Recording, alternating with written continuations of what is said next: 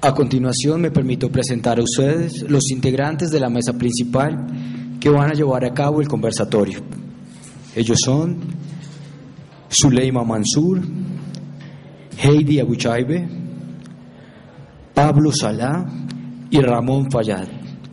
Coordinan los profesores Fernán Bejarano y Hernando Salcedo.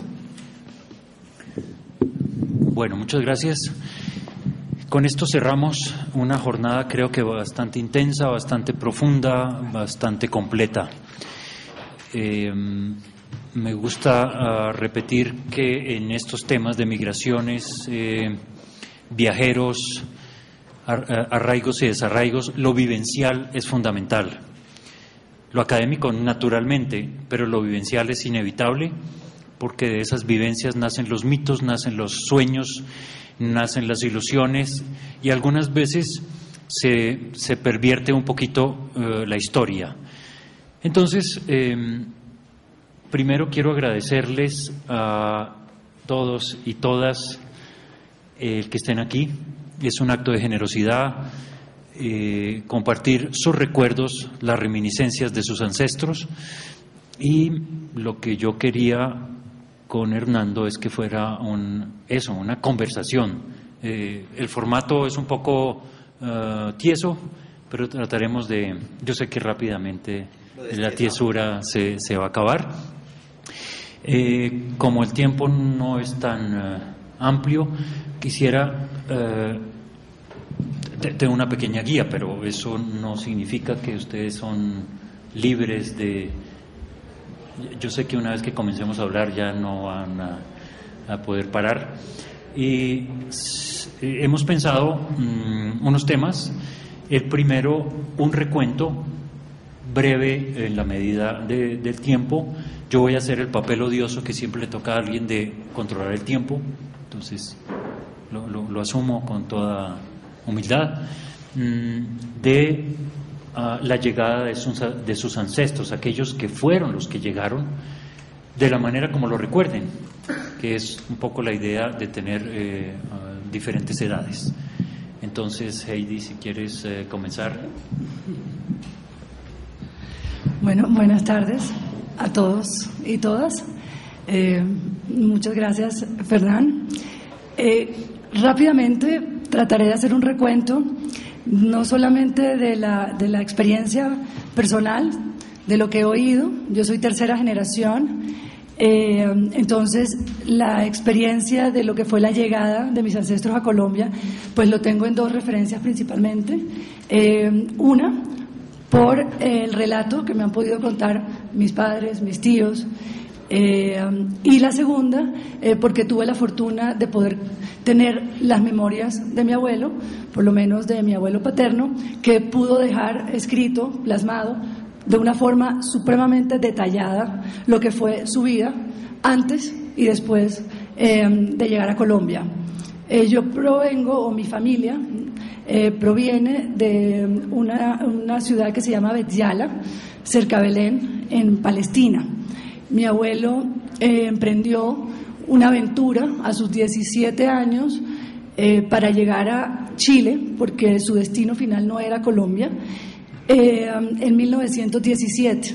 Y lo que él llamó, por lo menos así lo cuenta en sus memorias, el destino, lo hizo en la mitad del camino, llegar a Colombia y quedarse en Colombia para siempre. Con él y en la misma época llegaron 2 primos más, por lo tanto la familia, si bien no eran hermanos, llegaron 3 ramificaciones y por eso la familia Buchaibe es una familia supremamente grande, que está no solamente en Colombia, sino en Honduras, en Perú, todavía queda familia en Palestina y solamente en la ciudad de Barranquilla creo que somos un poco más de 500 personas mal contadas, por lo tanto es una familia supremamente grande con varias ramificaciones. Sobre la vida, he oído mucho, por lo menos en las conferencias de esta mañana, que se caracterizan mucho las primeras llegadas o las primeras olas de árabes en Colombia por el tema del comercio. Yo tengo la experiencia, por lo menos, de mi familia y de las familias que en ese mismo momento llegaron, que yo creo que trascendieron más del mismo comercio y en esa primera generación lograron permear muchísimas otras instancias culturales, políticas y sociales. Ya en una tercera generación, y lo que puede llegar a ser la vivencia personal, yo creo que hay una marcación mucho más fuerte en el carácter social. Toda vez que los árabes, a diferencia de otras culturas que llegaron a Colombia, no le vieron como la importancia de pronto de tener un colegio o una educación distinta. Ni mis padres ni nosotros estudiamos en un colegio diverso, como si lo hacen, por ejemplo, las culturas italianas o los judíos o otras culturas que tienen unos colegios propios. En lo que nos reuníamos los árabes en Colombia, yo creo que era alrededor de lo social y lo cultural, o por lo menos así lo recuerdo yo. Tengo otra satisfacción importante, y yo creo que es lo que ha permitido que tanto yo como mis hermanos tengamos muy presente nuestras raíces. Mis 2 abuelos son árabes, son 2 generaciones distintas, pero ambos son Abuchaibe, por eso yo soy Abuchaibe, lo que no es nada raro en nuestra cultura, pero sí de dos generaciones diferentes, a tal punto que mis padres no se conocían o las familias no eran tan cercanas. Antes de conocerse y casarse, pues ellos no tenían ningún tipo de relación. Mi madre siendo segunda generación, mi padre segunda generación, mi madre tercera, yo soy tercera, cuarta.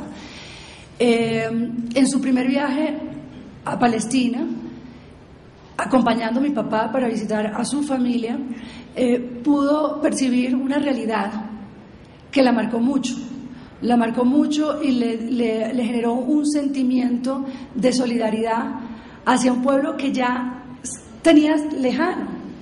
Ya era tercera generación y sintió la necesidad de poder trabajar por esa causa.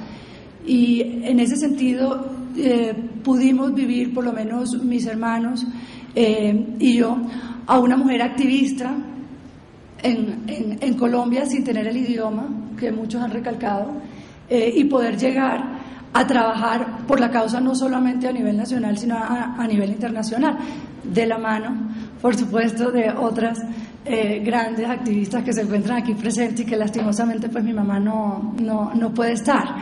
Pero tengo recuerdos muy impactantes de mi infancia y de mi adolescencia.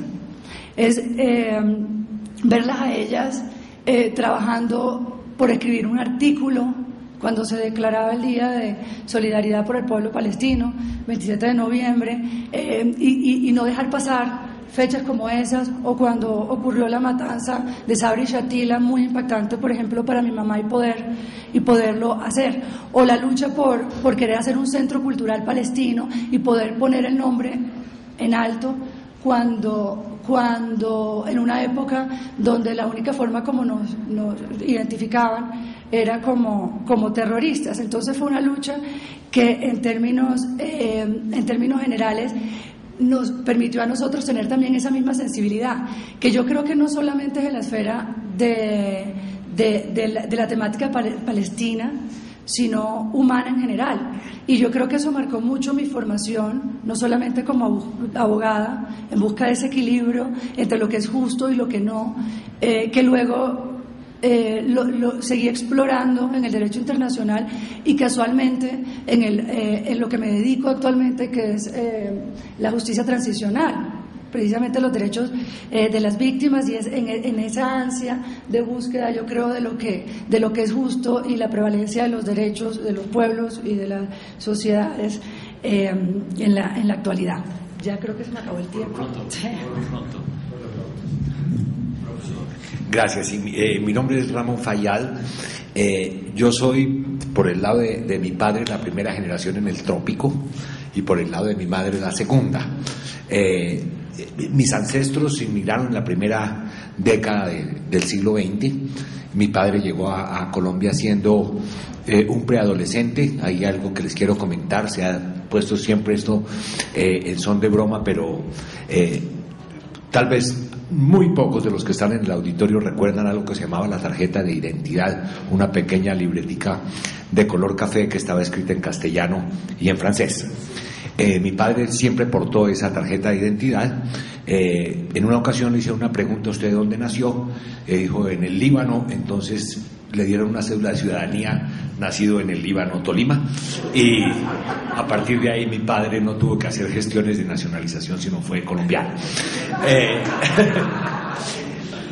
Mi madre, quiero aquí hacer una broma que siempre se la hicimos también a mis padres, ellos ya fallecieron ambos. La diferencia de edades era muy grande. Cuando inmigraron mis abuelos por el lado paterno, mi padre siendo un preadolescente, como mencioné, inmigraron simultáneamente con mis abuelos maternos. La diferencia de edades entre mi padre y mi madre era 23 años. Nosotros creemos que hubo un negocio entre mi padre y mi abuelo, y parte de la negociación era sumarle a la adolescente de aquella época que se convirtió en mi madre posteriormente. Por razones que se han narrado acá, que todos ustedes las han vivido, que aparecen lamentablemente los dos libros que compré, solamente los he mirado apenas en diagonal, distrayéndome un poco de la magnífica conferencia del profesor Botivó. No es nada distinto lo que yo les voy a mencionar.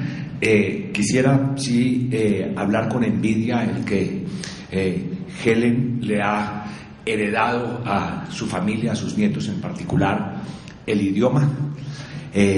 Cuando uno no habla bien otro idioma, no se puede comunicar, termina uno diciendo solamente lo que puede y no lo que quiere. Sin embargo, la conferencia del profesor Botivó todos la entendimos gracias a la magnífica traducción de Hernando. Quisiera mencionar que en mis épocas de infancia nos movíamos siempre en los círculos de los libaneses. Mi padre siempre nos mencionaba: te van a decir turcos, no te vas a ofender con eso, ¿sí? Nunca me decían turco, al comienzo sigue siendo mi apodo, Turquestán me dice la mayoría de mis amigos, y una cosa pues ahí muy extraña decía yo con el idioma, y previendo que me iban a decir turco, me decían que si yo era sirio-libanés. Yo no entendía muy bien eso. Yo decía, pero a ver, ¿existe la nacionalidad colombo-ecuatoriana o algo así? Porque combinaciones de cosas yo conocía como meseta cundiboyacense, por ejemplo, pero hasta ahí se me acababa la combinación de nacionalidades y de regiones geográficas. Yo decía de esa generación que se movió en su época de infancia rodado de libaneses permanentemente, y nuestros amigos colombianos eran muy escasos. Entonces ellos iban a la casa a contarle a sus familiares que iban a nuestra casa a comer hamburguesas crudas, que eso era un poco extraño, que bueno, ya ustedes saben a qué tipo de comida me estoy refiriendo, que las ensaladas eran un poco de pasto con arroz crudo adentro, pues se referían por supuesto al tabule, pero no vamos a hablar, que jugábamos unas cosas muy parecidas al parqués, que le decíamos table, no sé cuánto, bueno, en fin, unas cosas así. Ese era mi ambiente de infancia. Pero tal vez por mi familia, esa es mi visión, quererse incrustar en la cultura colombiana. Se hablaban entre ellos en árabe, pero a nosotros siempre nos hablaban en castellano, ¿sí? Yo personalmente, en mi época de muy chiquito, cuando empezaba a hablar apenas, decían mis amigos y mis tías que yo hablaba con acento, pues era el acento que había copiado de mi padre, claro, ¿no? Era muy difícil, la jota muy fuerte, etcétera, pero de árabe nada, excepto lo que la mayoría de ustedes saben, pues de algo de las comidas y evidentemente las malas palabras. Posteriormente, cuando ya ingresamos a la época escolar, era la generación en donde la mayoría de mis primos un poco mayores o de mis tíos, por esta diferencia de edades, se habían dedicado a las profesiones. Era por primera vez aparecían entonces los libaneses, por lo menos en el círculo en el que yo me moví, no dedicado al comercio, sino que empezaron a estudiar. En la generación anterior a la mía, particularmente las ciencias de la salud. Entonces también era llamativo que muchos de apellido Hakim estudiaron medicina. Entonces era redundante decir el doctor Hakim. Otros odontología. Y yo pertenecí entonces a esa segunda generación en donde conocí a algunos académicos, algunos profesionales de la odontología y de la medicina en particular, que no se habían dedicado al ejercicio de su profesión, sino al trabajo académico. Probablemente yo diga algunos nombres y lamento obviar otros. Pero cuando yo ingresé a la universidad como profesor, o sea, primero que todo justificar ante la colonia libanesa, ante mis familiares, que yo no quería ser médico, yo no quería ser odontólogo. Había uno que otro, pues ingeniero o arquitecto, abogado casi ninguno, con honrosas excepciones, pero dije yo que yo quería estudiar física. Yo recuerdo que mis primos me decían, y ahora me lo repiten mis hijos: ¿cómo optas por estudiar física si eso es la persona más odiada en los colegios y en las universidades? Hernando fue una de las víctimas mías en la universidad como estudiante mío. Por casualidad, pues vinimos a encontrarnos acá. De manera que opté por estudiar física como carrera, y posteriormente, cuando ingresé a la Universidad Nacional como profesor, no voy a mencionar detalles que agranden mi ego aquí, parece que ese no es el propósito, pero hubo un momento en que yo ocupaba un cargo en la Universidad Nacional en la coordinación del área de biofísica. En ese momento el rector era Emilio Aljure, el vicerrector era Ramsés Hakim, el director de investigaciones era Emilio Yunis y el coordinador de biofísica entonces pues era Ramón Fayad. De manera que ya les habíamos explicado bastante a nuestros colegas que nosotros ni éramos turcos, ni teníamos la doble nacionalidad, ni nada. Decían, bueno, entonces aquí lo que ocurrió es que toda la comunidad palestina, siria y libanesa se apoderó de la Universidad Nacional, y ahora los documentos no habrá que escribirlos en castellano, sino probablemente las tesis doctorales tendrán que ser en árabe, y todas las clases van a tener aquí una traducción. De manera que eso es parte, digamos, de la biografía de lo que yo vi, y con grata, pero con enorme satisfacción, entonces empecé a notar que en el ámbito académico los descendientes de las comunidades árabes íbamos adquiriendo por lo menos cierto reconocimiento, a pesar de que al principio se nos veía con un poco de reserva. Créanme que se sorprendían el que no nos dedicáramos al comercio, o nos preguntaban, bueno, tú vienes y trabajas en la universidad, ¿por qué no me consigues unos descuentos? Recuerdo que la expresión que se usaba era los géneros, para referirse a las telas, que eso era lo que pues mi padre y mis tíos vendían, que lo vendían simultáneamente, lo saben, Chapinero, con el trigo.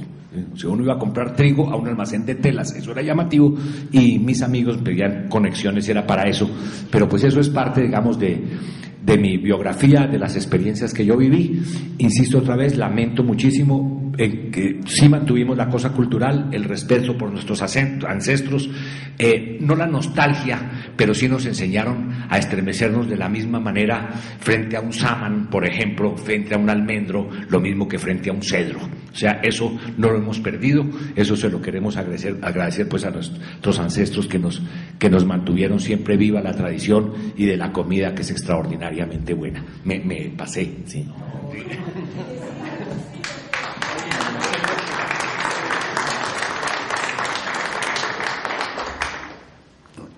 Mi nombre es Pablo Salá, la ascendencia familiar es palestina.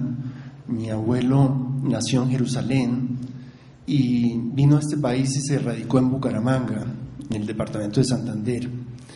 Según información y las historias que me contaba mi padre, él era un hombre que hablaba varios idiomas, era muy querido por la comunidad árabe de Bucaramanga, y decía mi padre que él era el cónsul de los inmigrantes árabes en Bucaramanga. Mi abuelo tuvo 5 hijos, mi padre fue el menor, y desafortunadamente cuando mi padre tenía 12 años, mi abuelo falleció de un infarto. Él era comerciante y falleció con ocasión de que una mercancía que traía se naufragó el barco y tenía invertida al parecer toda su fortuna, y en realidad que fue así, y obviamente que cambió las circunstancias de vida de la familia. Contaba mi padre que su mamá santanderiana, Adela Villamizar, mi abuelo se llamaba Santiago Salá, mi abuela empezó a coser y a cocinar para sacar a sus hijos adelante, no obstante de la solidaridad de la misma comunidad árabe para con ellos. Recuerdo que mi padre también me contó que ellos emigraron de Bucaramanga a Bogotá, y emigraron a Bogotá porque mi papá terminó su bachillerato. Un hermano mayor se quedó en Bucaramanga, el otro se fue para Venezuela, donde se radicó. Un tío de mi padre que llegó a este país se llamaba Elías Salá, continuó para Chile y se radicó en Chile. Mi padre estudió Derecho aquí en esta universidad, en el externado, y fue egresado terminó estudios en el 39 y se graduó en el año 41. Y la historia que les voy a comentar es donde yo veo lo que lleva la sangre, lo que lleva los genes.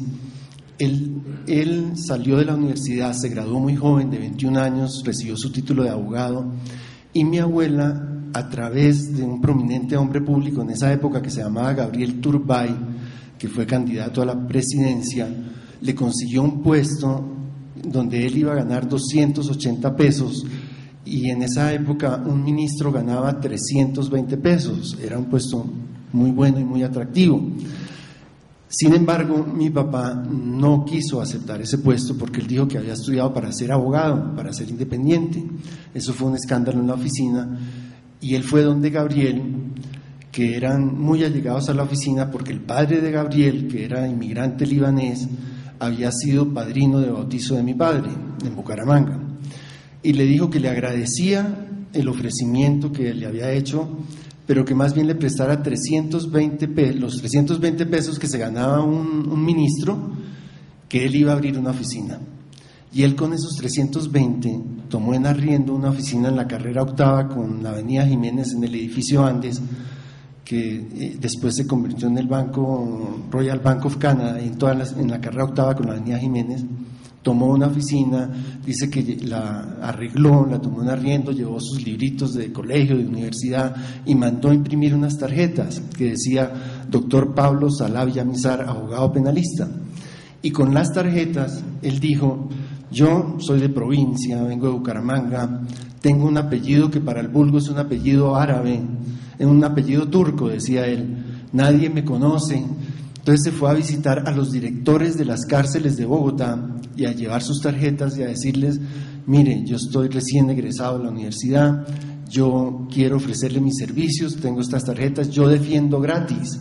Entonces los directores no podían creer que alguien fuera a defender personas gratis, y le preguntaban: ¿pero por qué? Decían: no, porque estoy en capacidad, estoy en condiciones, yo quiero demostrar que soy abogado. Y él en el fondo quería con ello darse a conocer. Él manifestó que a los 10 días ya había gente haciéndole cola para que le atendieran una consulta en su oficina, y de esa manera él empezó a surgir y a darse a conocer, y se convirtió en un prominente abogado de este país, un gran abogado penalista fue mi padre. Y yo, analizando eso, lo veo como algo que llevaba en la sangre, como lo que se comentaba esta mañana de los inmigrantes que iban con su maleta a ofrecer sus productos. Él profesionalmente fue y lo hizo con unas tarjetas y ofreciendo sus servicios gratis, no con crédito sino gratis, y con el pensamiento de que después vendrían quienes tendrían que pagar por los que él defendió gratis, y efectivamente fue así. También mi padre nos alcanzó a comentar de unas tías de él en Jerusalén que se llamaban Sadie y Sofie, y conservo una carta del año de 1934 que ellas le escribieron a mi tío Héctor, con algunas frases en árabe y en francés y en un español un poco trabado. También él quería que nosotros, sus hijos, aprendiéramos el árabe, y fue así como a mi hermano y a mí, primero a Santiago, lo mandó a Londres a estudiar árabe, y estuvo Santiago como 3 meses estudiando árabe, y después yo tuve la oportunidad, pero yo me fui para California, porque en California vivían 2 hijos de un primer matrimonio de mi papá, Sadie y Fabio se llaman ellos, y ellos le comentaron de la existencia de un instituto de lenguas orientales. Allá estuve yo con mucho entusiasmo, y me acuerdo que mi profesor se llamaba Jan Saharay.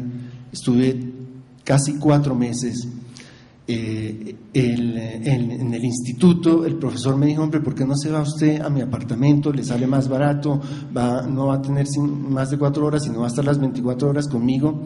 Le agradecí el detalle y me fui a su apartamento los 3 meses y medio que estuve. Me encantó. Aprender otro idioma le abre las puertas a uno culturalmente. Vi la influencia del árabe en el español. Me sorprendieron las palabras como bandalón, gamis, al-admiral, almohábana, alpargat, que son sandalias y aquí son alpargatas. Y bueno, esa fue una experiencia muy, muy, muy interesante. Después, en mi ejercicio profesional, tuve la oportunidad de conocer a un palestino de Nazaret que se llama Jafar Afifi, a quien aprecio y quiero mucho, y fue a mi oficina. Y Jafar estaba en una situación muy difícil, había sido víctima de una defraudación patrimonial que le afectó sus intereses, no tenía dinero. Yo lo escuché con mucha atención y le presté mis servicios profesionales sin cobrarle un centavo, y tuve la oportunidad de acercarme más a la arabidad, a Palestina, a escucharle sus historias, a conocer ese problema del pueblo palestino, a inquietarme muchísimo más.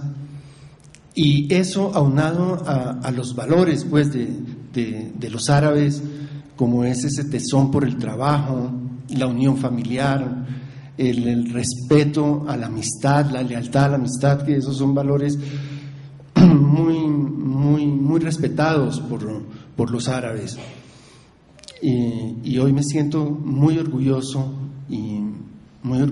de ser un descendiente de un árabe, de ser descendiente de un pueblo tan sufrido como el pueblo palestino, y de en alguna forma contribuir en foros o con la expresión de mi pensamiento en la defensa de ese pueblo tan querido y tan sufrido para todos nosotros.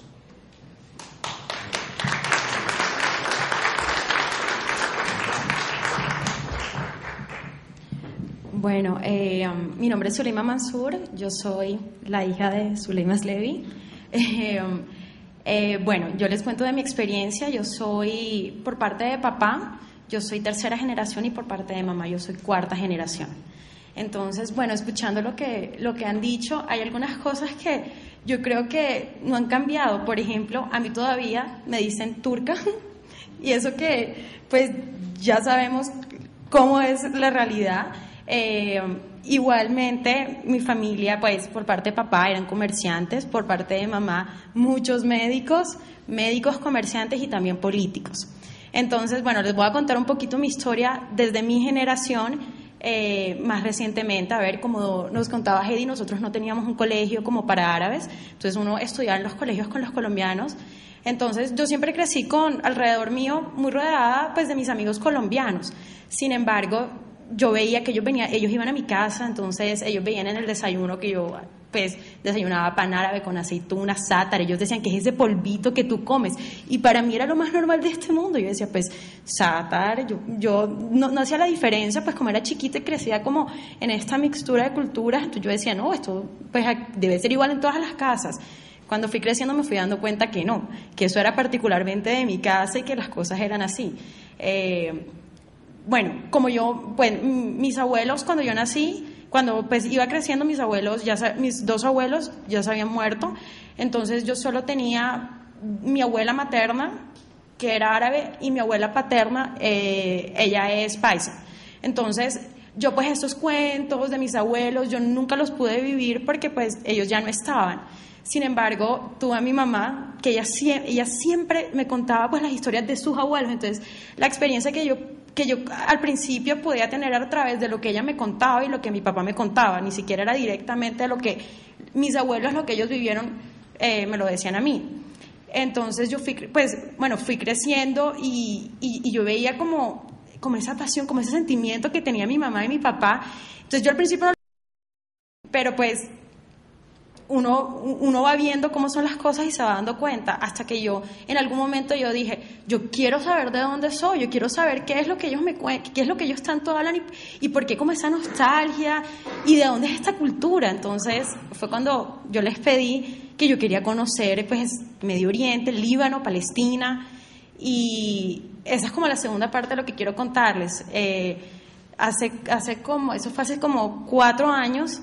Tuve la oportunidad de conocer pues mis familiares yo vengo de un pueblo en el Líbano se llama Miniara, en el Valle de Dakar, y de Palestina soy de Betlehem, mi familia es de Betlehem. Una historia súper bonita fue cuando llegamos a Miniara, allá solamente estaba el primo de mi papá, pues era el contacto que ellos tenían.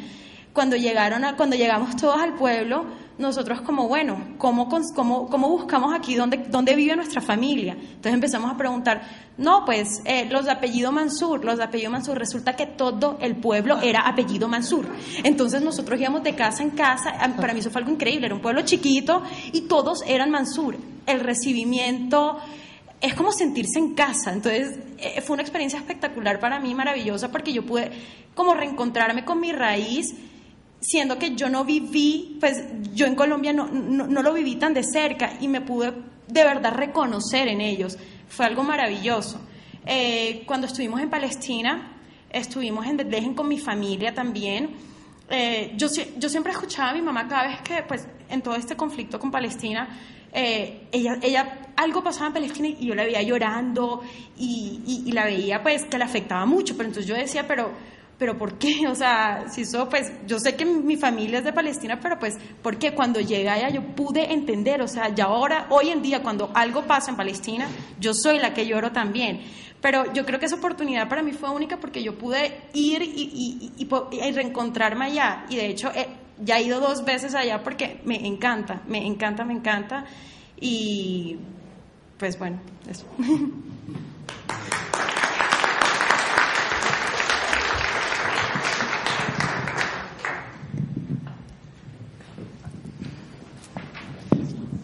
Vamos a hacer otra pregunta. Bueno, en la experiencia finalmente que ustedes tienen de ser colombianos o árabes, colombianos y árabes, las dos, ninguno, ¿qué dirían sobre eso? Empezamos así. Como quieran. Sí, a ver, yo quería comentar eso en la primera parte de mi intervención. No he conocido el Líbano. También la casualidad, mi abuelo era Darwish Fayyad Fayyad, mi abuela era Hanlun Fayyad Fayyad. En Baabda todos son Fayyad Fayyad, todos. Y no solo en Baabda, sino en Girardot, o son Aljure o son Fayyad. Yo quisiera mencionar que siempre no conocía a mis abuelos. Mi padre nos hablaba permanentemente del Líbano, a los abuelos por el lado materno sí, nos hablaban permanentemente de eso y nos enseñaban con muchísimo cariño, digamos, que eso era su tierra, era la nación, el pedazo de país en el cual ellos habían nacido, habían tenido sus oportunidades, habían tenido que salir por razones que nunca nos mencionaron claramente. ¿Por qué? Decían, algún día ustedes lo entenderán. Creo que ahora estamos entendiendo un poquito a lo que mis padres y mis abuelos maternos se referían. Sin embargo, ellos permanentemente nos inculcaban que nosotros éramos colombianos. Nosotros éramos descendientes de libaneses, pero éramos colombianos, que este era el país que a ellos los había acogido, con dificultades, por supuesto, como ha ocurrido en la narración de todos los demás. Creo haberle oído a mi abuela materna alguna vez, no sé si en serio o era una anécdota, que cuando desembarcaron en Barranquilla no estaban muy seguros en Puerto Colombia si era que el barco había hecho escala en algún poblado africano o no, porque ellos iban, como todos ustedes saben, para América, y América era cualquier cosa. O sea, si llegaron aquí en serio o no. Sí, quisiera resaltar también en el caso de mi familia, no es el caso de muchos de los cubanos que conoce uno que viven en Florida. Ellos no eran los grandes potentados allá, o sea, cada cubano creo que tenía más o menos 150 millones de hectáreas en Cuba antes de la revolución. No, estos eran unos individuos comerciantes, industriales. Uno de ellos había aprendido a destilar licores y puso una fábrica legal de licores acá. Y mi abuelo, por el lado de mi madre, él sí, al estilo chino contemporáneo, había copiado la tecnología de las cuchillas de afeitar Gillette y puso una fábrica de cuchillas de afeitar Nafá. Pero mis abuelos yo creo que eran muy malos comerciantes, porque nos condenaron a la pobreza absoluta. A menos no nos heredaron nada. Pero para contestar al comentario de Hernando, yo sí quiero dejar el testimonio explícito aquí de que nos enseñaron a respetar a nuestros ancestros, pero nos insistieron siempre en que nuestro país era Colombia, y eso no se me ha olvidado ni se me olvidará nunca.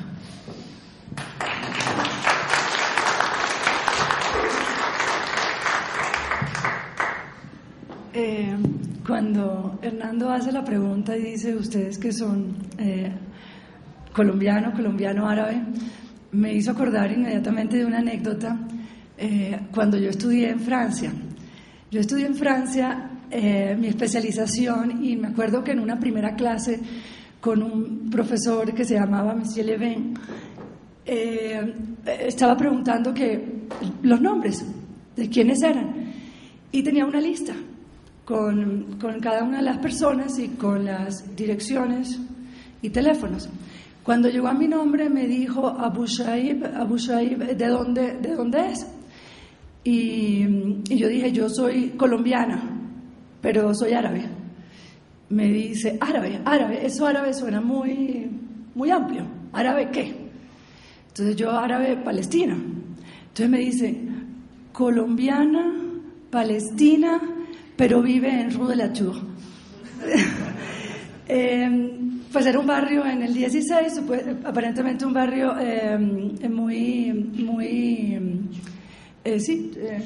chic, y le sorprendió. Entonces fue muy curioso esa experiencia en ese momento, siendo colombiana, siendo árabe, única latinoamericana en un salón de clases de especialización. Fue un poco vergonzoso. Otra anécdota que encuentro con el símil árabe colombiano, yo casi nunca tengo que decir que soy árabe, porque apenas me presento Heidi Abu Shaib, ¿de dónde? ¿Árabe? Sí, soy árabe. O sea, que no es algo que yo tenga que decirlo, porque creo que aquí el mismo apellido termina siendo raro con lo tantos que somos, y que creo que ya debería ser hasta común, pero no, lo siguen viendo y dicen Abu Shaib, ¿de dónde es? Y enseguida viene la siguiente pregunta, árabe, ¿de dónde? Por lo que no tengo que aclararlo en muchas ocasiones, pero cuando no se lo preguntan a uno lo dice, y siempre uno se ha sentido halagado por eso. Si bien en el pasado, y siendo el caso de Palestina, con un conflicto vigente tan importante y tan controversial, donde nosotros también vivimos en una cultura donde académicamente, formalmente, socialmente, también convivimos con muchas familias que son judías o que son alemanes o italianos, a uno a veces le cuesta trabajo poder dejar claro de entrada cuál es la posición frente a los temas políticos. El decir yo soy árabe o yo soy palestina implicaba inmediatamente tener una discusión de carácter político que muchas personas pueden pensar que termina uno tomando algún tipo de posición subjetiva. Y eso me pasa, por ejemplo, como docente. Yo soy profesora de Derecho Internacional Público y pues no puedo pasar por alto tener que tocar el tema, además que mis clases son casuísticas y pues internacionalmente hay muchos casos y decisiones judiciales que yo tengo que analizar y entre las cuales se toca el tema de Palestina.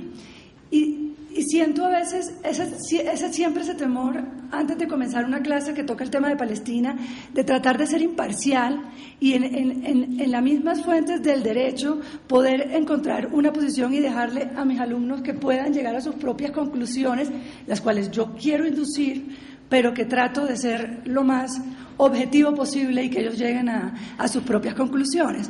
O cuando, por ejemplo, como docente de esta universidad, hace unos años, con varios amigos docentes árabes, hicimos una revista con varios artículos de actualidad sobre el tema del conflicto.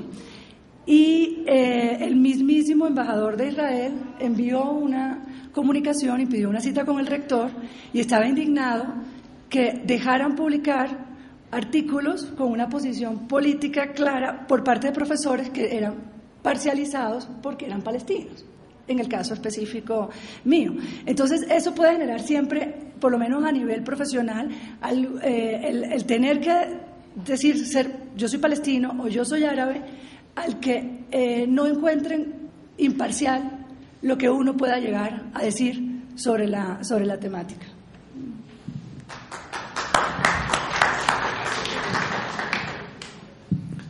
Bueno,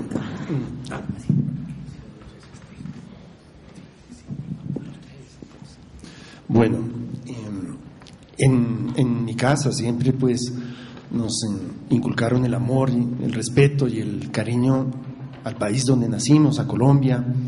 Me siento orgulloso de ser colombiano y quiere uno más a su país cuando tiene oportunidad de viajar, de salir al exterior, de apreciar realmente uno su país, su cultura, su pueblo, de encontrarse con paisanos. De la misma manera llevo yo en mi sangre, en mi corazón y en mi espíritu ese amor por lo árabe, y me siento árabe y hoy me siento también palestino en realidad. Y desde que tuve la oportunidad de tomar esas clases de árabe, yo en mis viajes profesionales, ya en ejercicio de mi profesión de abogado, tuve oportunidad de conocer muchos inmigrantes árabes en la isla de San Andrés. Y visitando uno de los comercios ven el apellido de uno, Salah, de origen árabe, y da uno una frase en árabe que impacta, que les llega al corazón, que he podido memorizar. Y ellos se manifiestan con un cariño, con un afecto que es increíble, lo acogen a uno como si fuera uno también de ese país, hacen extensivos los sentimientos. Lo mismo me pasó en Estados Unidos, cuando estuve en California, con la gente árabe de distintos países que conocí y que eran amigos de mi profesor. Aquí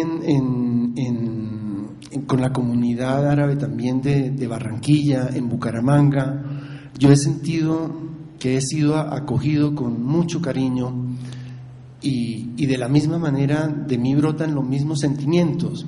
Entonces yo sí me siento orgullosamente colombiano y me siento orgullosamente de ser descendiente árabe y me siento como un árabe. Anhelo pronto tener la oportunidad de visitar Palestina, de visitar Jerusalén, la tierra de mi abuelo, los demás países.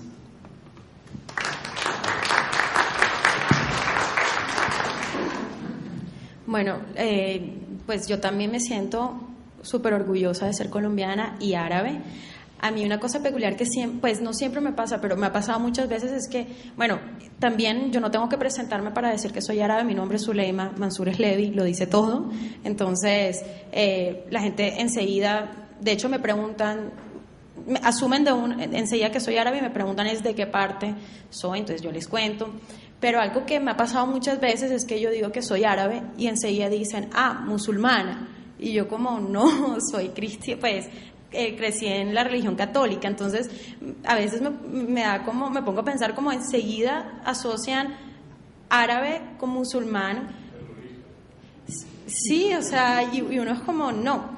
Otra cosa que también cuando estoy en el exterior es que normalmente, yo estoy en Francia también, entonces normalmente cuando uno está en otra parte, siempre tiende a encontrarse con gente de su mismo país, entonces ustedes siempre ven a los latinoamericanos juntos, a los europeos juntos, siempre se forman los grupitos, pero en mi caso, pues yo tenía listo el grupito latinoamericano, pero siempre también el grupito de los árabes, entonces yo decía, es que yo también soy árabe, ellos decían, no, pero es que tú eres colombiana, porque además como yo no hablo el idioma, ellos decían, pero pues tú ni siquiera hablas el idioma, porque todos mis demás compañeros sí eran pues o del Líbano o Siria o del Magreb, entonces ellos decían, pero es que tú ni siquiera hablas, y yo pues explicándoles cómo ha sido el proceso migratorio a Colombia y que yo soy de descendencia, pero al final siempre encontrábamos como esos puntos en común, cómo nos podíamos identificar cuando ya llegábamos como a conocernos, entonces es como esa identidad colombiana y esa identidad árabe muy presente todavía en mí, siendo que pues, como yo les conté, ya en mi generación uno crece, es más que todo rodeado de colombianos, y sí, la siento muy dentro de mí y súper orgullosa de ser árabe.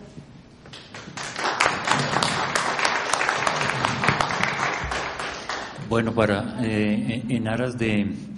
Voy a combinar 2 o 3 preguntas muy puntuales, digamos, y después me gustaría darle la palabra a ustedes, que seguramente les evoca cosas, quisieran preguntar algo muy específico a alguien en especial.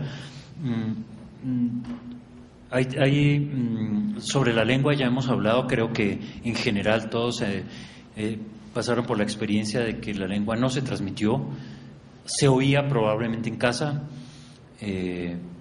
y probablemente con el tiempo se siente la necesidad, no sé si interpreto bien, la necesidad de que la lengua es una forma de entrar un poco más allá en ese mundo del que uno pertenece. Entonces la pregunta sería, ¿qué experiencia han tenido con la lengua? ¿Qué han hecho al respecto? ¿Qué pasaba en sus hogares? Y una accesoria es que naturalmente en la pregunta anterior se es colombiano, pero también se es árabe en el trasfondo. ¿Alguna vez le hice esta pregunta a alguien que si había sentido la necesidad de adquirir o recuperar, si lo sentía, la nacionalidad de sus ancestros? Y él me dijo, Fernán, ¿usted se imagina yo viajar con pasaporte colombiano y pasaporte palestino? Pero podría ser. Entonces es como eso que quisiera... Bueno, con respecto a la lengua, como había explicado anteriormente, yo soy por un lado tercera generación, por otro cuarto.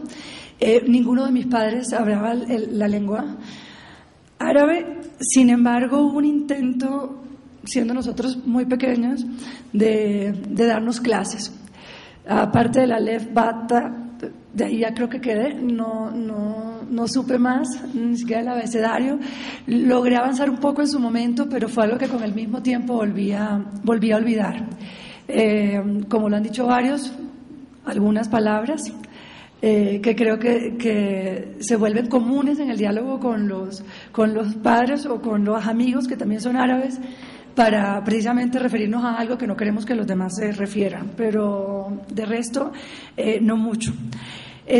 Adquirirla nuevamente sí sería muy interesante, no sé, uno entre más viejo cada vez es más difícil adquirir un nuevo idioma, pero la esperanza nunca se pierde.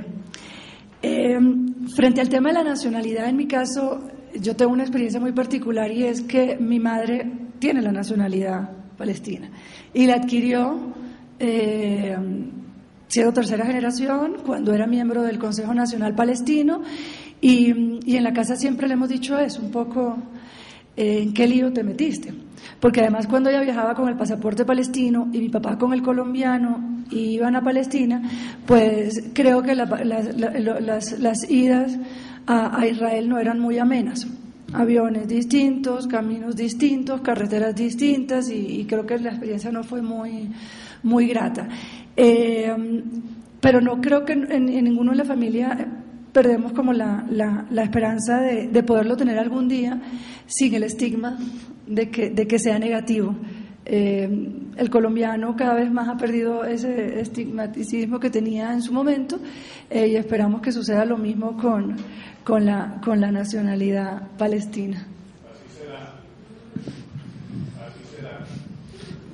Sí, bueno, yo quisiera reiterar la nostalgia que tengo por no haber aprendido pues nunca el idioma, pero lo he querido aprender, me he esforzado por aprender algunas expresiones. Creo que no. Por razones que para todos pues son familiares, y más en un ámbito académico como este, pues leer cosas en el idioma original, como lo que inspiró a quien las escribió en el idioma nativo, no es lo mismo que leer traducciones. Entonces leer a Omar Khayyam o leer a Jalil Gibran no es lo mismo en las traducciones, que muchas veces uno ve algunas cosas que caen en la cursilería, pero es por el esfuerzo que ha hecho alguien por traducir. Sí, ya lo comentó el profesor Bejarano aquí, yo traté de hacer algunas gestiones que son muy elementales en nuestro caso para obtener el pasaporte libanés, pero hubo fuertes recomendaciones, digamos. Yo ocupaba, me perdonan que hable de esto, yo era el rector de la Universidad Nacional y no tuve que decir que mi nombre era Ramón Fayad para ver si era árabe o no. Es que miren esta cara tan fácilmente caricaturizable.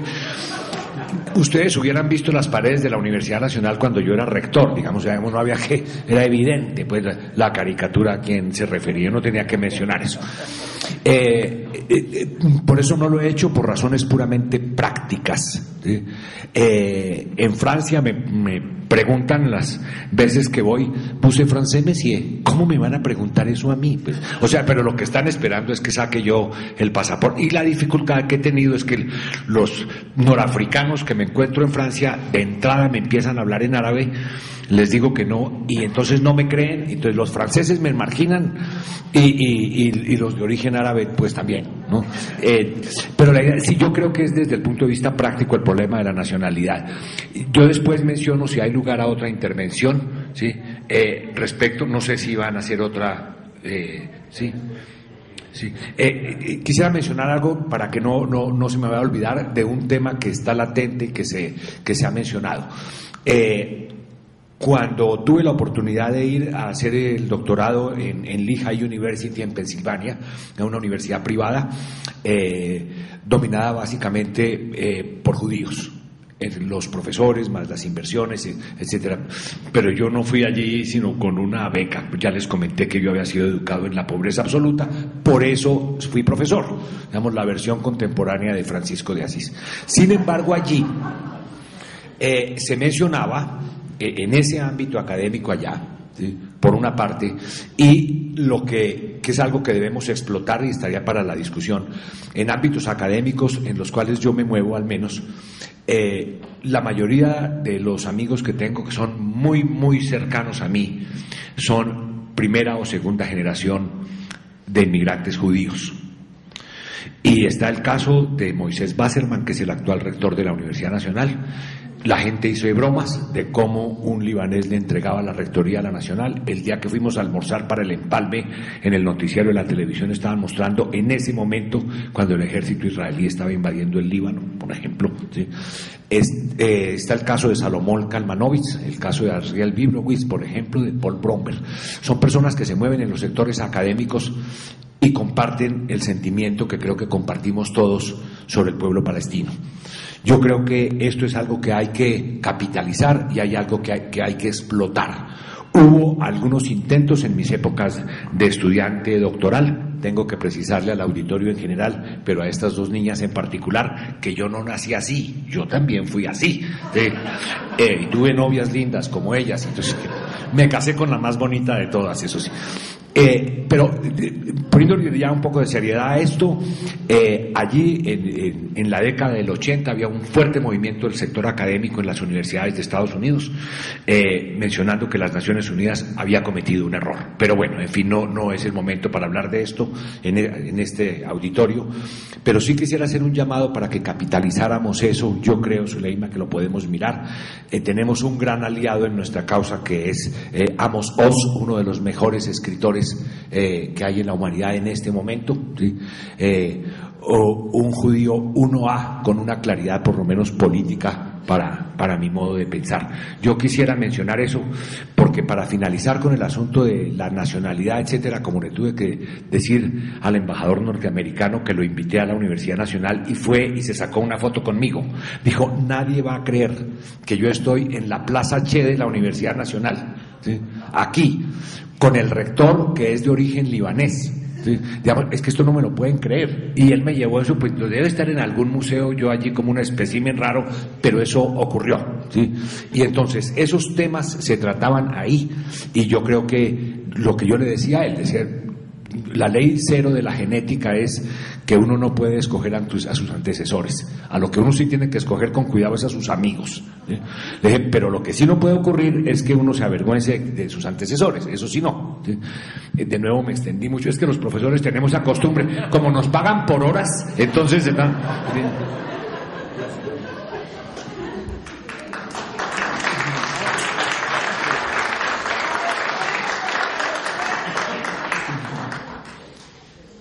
Bueno, con relación al idioma, como yo les manifesté, tuve la oportunidad de estudiar algo de la lengua árabe por cerca de 4 meses, y como les comentaba, eso le abre a uno las puertas de un mundo nuevo, y también le permite a uno llegarle más a la persona, al inmigrante árabe, y hacerse acreedor a más cariño y afecto. Definitivamente la lengua es el medio de comunicarnos y genera confianza entre la misma interactuación. Mi padre, afortunadamente, se preocupó mucho porque nosotros aprendiéramos idiomas.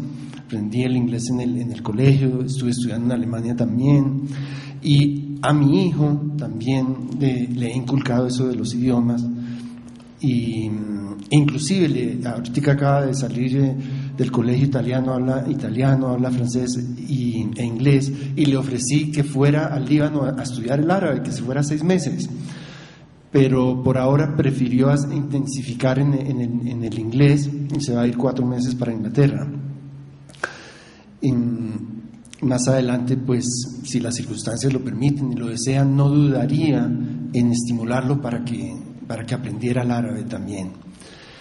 En cuanto a lo del pasaporte, afortunadamente nunca en mi vida he tenido ningún problema en ninguna frontera ni en ningún puesto de inmigración en los países que he viajado con el pasaporte colombiano.